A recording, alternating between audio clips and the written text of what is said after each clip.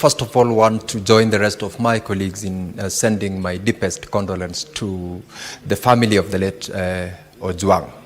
Secondly, Mr. Speaker, questions have been asked and answers have been given. The importance of this session, Mr. Speaker, is underscored by the fact that we did suspend our normal business for purposes of this particular inquiry. I am, however, of the very critical concern that it should not be lost in us that this is a preliminary process. The investigation reports so far received from among the officers, whether from the office of the DCI or the IPOA, is that preliminary. It's true that we have got various parties. We have got those who are being investigated, we've got those who are being suspected, and we still expect so much to come, to the extent that I would hope, even as we make the questions and statements we are making, we are not doing that for the sake of doing it, because this calls for much more than just the questions we are asking the IG or IPOA to give us responses to. My question, which is of a greater concern, is to the IPOA, that is the institution which will carry a heavy load in this particular investigation.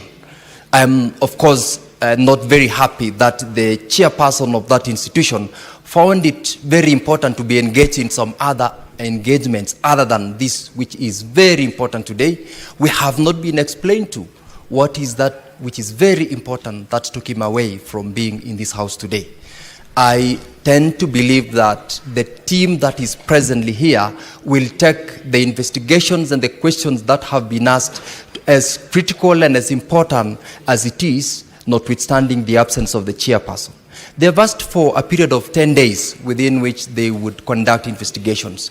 How I wish that could be less than the 10 days they are asking, and the commitment hasn't come from their end, so that even as Kenyans complain, even as Kenyans raise concern about the death of Ojwang, and the rest of us have suspended our business, we needed less than the period they are asking in order to get to the bottom of this investigation and to tell Kenyans the truth.